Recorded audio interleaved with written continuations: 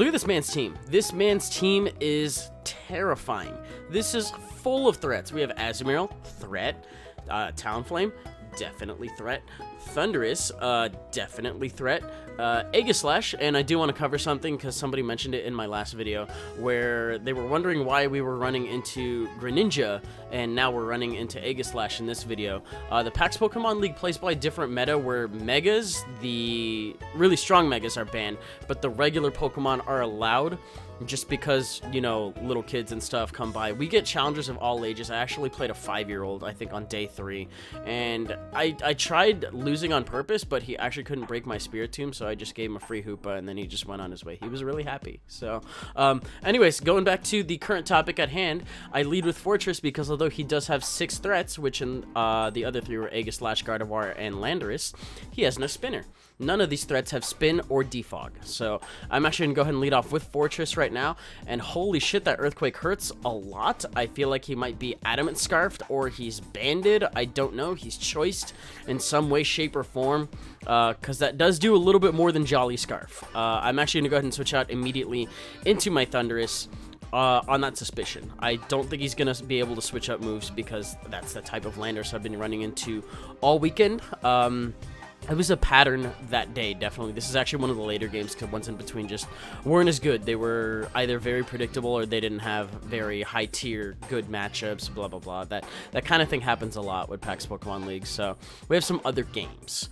But right there, I immediately go for a Thunderbolt as opposed to a Nasty Plot because he can just as easily bring back in Landorus, and the Nasty Plot will not have been worth it because this thing is still alive. So I'd rather just go for solid damage on something else as opposed to setting up super early in the game. We're still under 2 minutes on the clock, and I actually started the video at like 50 seconds, so we're about a minute into the game.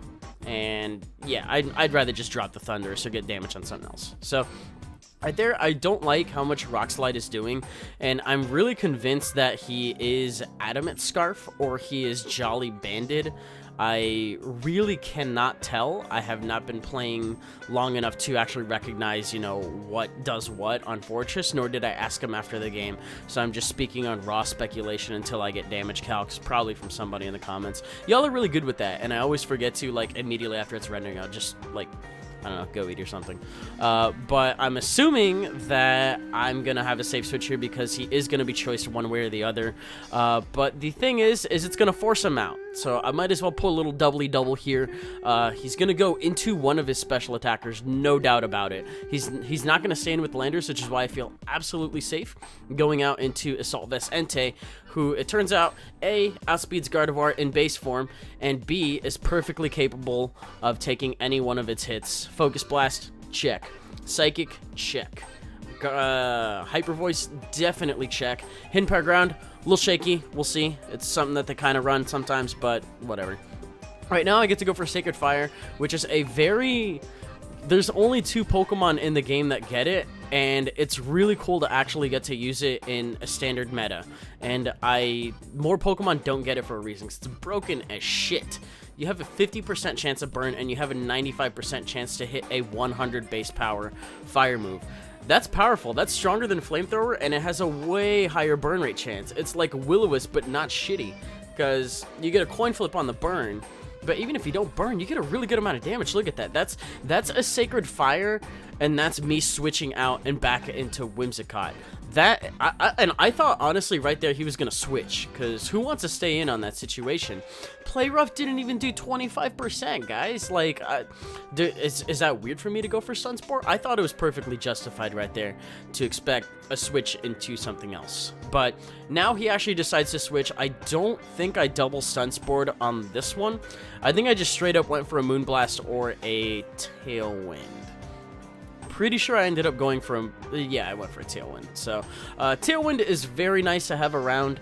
It was an interesting way to play relying on it, because you got your 3 turns. You actually got 2 turns. You got the turn that you used it, you get the turn that you switch out, and then whatever Pokemon switches in immediately after that has 1 turn and then another turn to do whatever it wants to. I don't think there's any other way around that unless you're using it in doubles, in which case you can take advantage of it immediately on the next turn. But I'm going to go for a Stun Spore right now, because the thing I love better than a... If there's anything I love better than dealing with a regular Gardevoir, it's dealing with a paralyzed Mega Gardevoir, which is almost as helpless owing to the fact that its speed has been crippled, unless he's a bulky variety with Trick Room, in which case I fucked up big time. But I probably didn't, as far as I know. So I'm going to go out in a Scizor to take the Psychic. He actually gets paralyzed, and that's very nice. That means my Scizor gets to come in for free. I think I ended up going for a Bullet Punch right here just to go ahead and cripple him. He definitely could have gotten out into Aegislash here without realizing what kind of Scizor I was, but I guess this was good middle ground. Once again, not actually realizing what kind of Scizor I was there, which is kind of cool, I guess. I was more scared of it on my side because I was like, okay, everybody still runs Banded Scizor, and to my knowledge, everybody still does run Banded Scizor, or just Mega Scizor with knockoff, so I guess it was a 50-50 on his behalf. I could have just short stance on his Aegislash and realistically not had anything to worry about. But I do have a Gallade on my team, so that's a strong hint that I'm not, in fact, running Mega Scizor, which is fine. Right here, you know, if I could get $1 for every time I took advantage of a Landorus that was Scarfed to bring in my Thundurus this weekend, I could quit my job and just full-time do this, because this happened plenty of times this weekend. It was ridiculous how often it happened. But right there, I am definitely going to go for a nasty plot, because I want a way to deal with Aegislash, and I really don't think he's going to go into his Landorus immediately after, because I've been predicting him up until this point in the game. There's no reason why I could not have done that again immediately after this turn. I felt pretty safe in going for a Hidden Power Ice after this. He gets a crit on the Iron Head, which actually really sucks. He is lefty's Aegislash, and I am Life Orb Thundurus. In fact, yeah, I went for a T-Wave right there, actually expecting the King Shield, because it does go through King Shield's status move, but it turns out he just ends up going for a Shadow Sneak, and I think after this he's going to be able to knock me out with another one.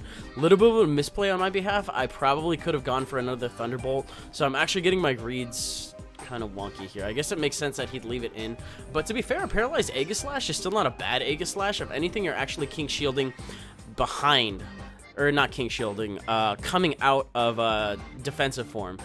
What is it? Shield form. Yes, that's what it's called. You're coming out of shield form after a lot of other things as opposed to before a lot of other slower things. Your speed is just way slower. I still definitely see a lot of use for it.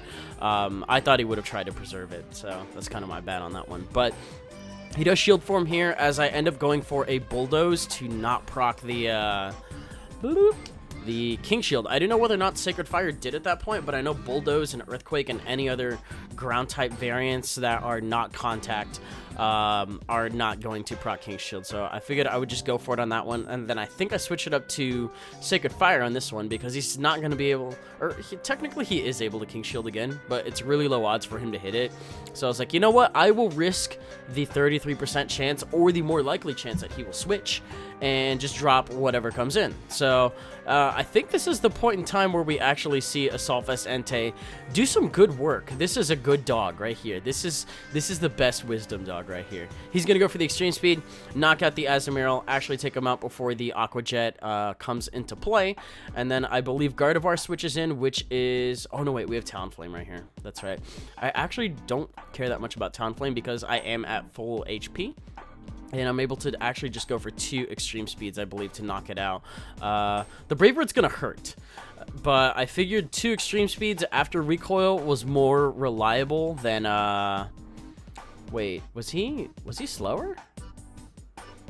What happened? Oh, no, wait, no. That's right. Brave Bird's +1, Extreme Speeds +2. I was like, I'm pretty sure he lived that one, but he had Life Orb too, which is why that hurt that bad, but he actually just ended up dying afterwards, which I'm okay with. It was a weird trade-off.